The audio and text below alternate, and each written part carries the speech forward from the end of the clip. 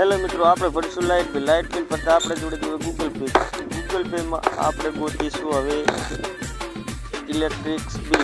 તે બિલ પર જઈ અને પછી આપણે કરીશું ઇલેક્ટ્રિક બિલ. પછી ગોતીશું ઉત્તર ગુજરાત વિદ્યુત બોર્ડ. તો ઉત્તર ગુજરાત વિદ્યુત બોર્ડ પર ક્લિક કરીશું તો આવી ગયું ઉત્તર ગુજરાત. પછી આમાં લગાવીશું આપણે ગ્રાહક આઈડી નંબર આપણા બિલમાં હોય છે. તો બિલમાં જોઈને આપણે ગ્રાહક આઈડી નંબર લખીશું કે આ છે મારી ગ્રાહક આઈડી નંબર લગાયા પછી આંકડાની હોય છે ગ્રાહક આઈડી નંબર. મારી ગ્રાહક આઈડી કમ્પ્લીટ થઈ ગઈ છે. હવે પછી આપણે લખીશું આપણું નામ. જે મીટરમાં હોય તે મીટરના બિલમાં હોય તે આપણું નામ લખીશું. નામ લખ્યા બાદ